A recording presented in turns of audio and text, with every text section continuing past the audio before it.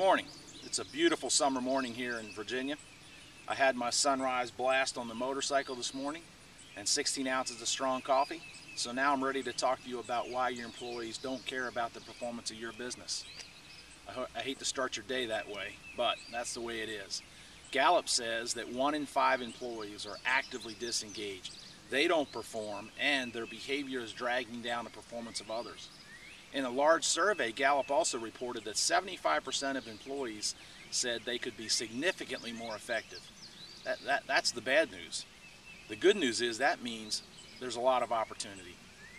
Hopefully you read my introductory blog about what this is all about, what we're going to be talking about over the weeks and months ahead. We're going to be talking about driving organizational performance. We're going to be talking about driving financial results.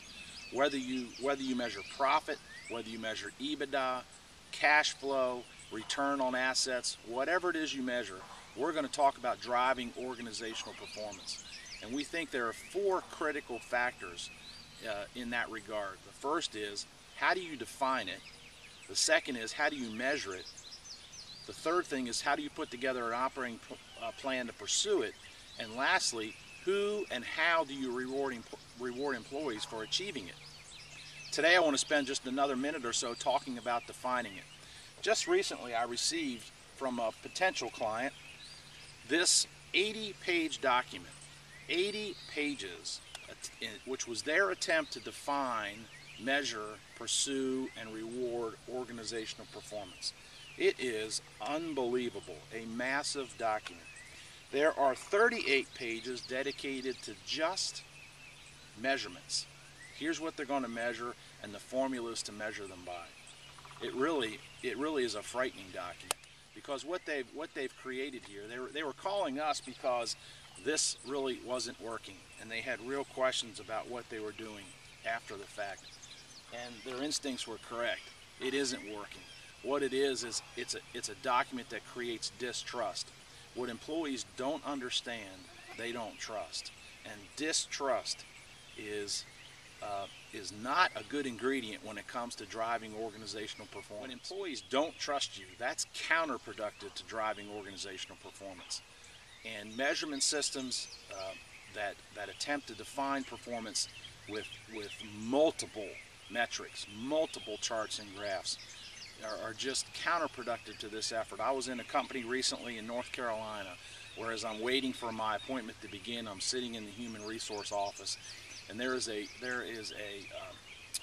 board there that had 27 different Excel charts on it, 27 different key performance indicators.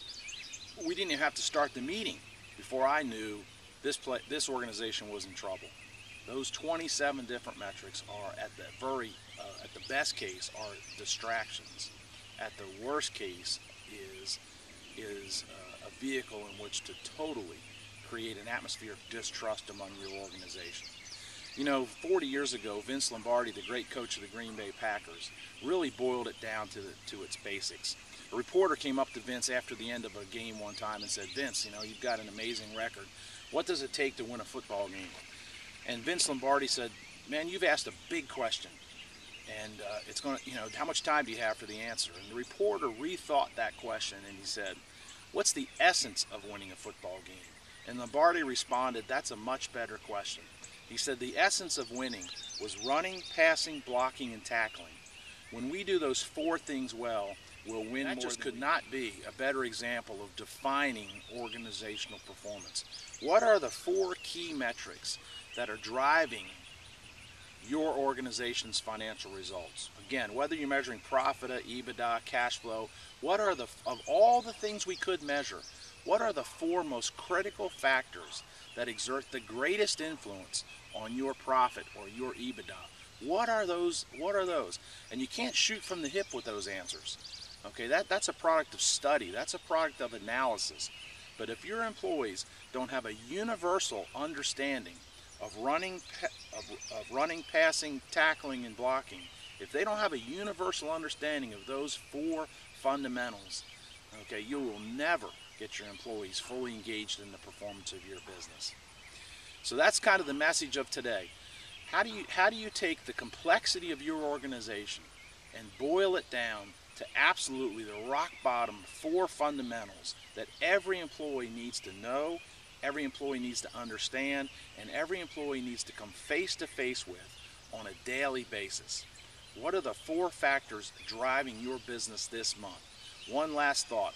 A great example of this is when we go to a new organization, the first thing I like to do is just take a walk around from the lady at the front desk to the back into the offices, into the cubicles, into the plant.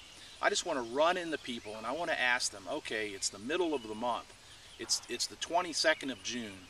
And what are the 4 things that we have to accomplish this month for this organization to be the most successful it can be? And you know what? I can probably count on one hand in the last 25 years getting the correct answer to that question. Most employees simply do not understand the very fundamentals of the business and what it is we have to accomplish this month. If they don't understand that, they'll never drive to it, or they'll create their own, and that really creates a disconnect. When you define performance one way, they define it another. And certainly if they're not being rewarded for it, we have left enormous opportunity on the table. In the weeks ahead, we're going to take this issue, pull it apart further, and get down into the meat of it. I appreciate you sticking with me today. Thank you.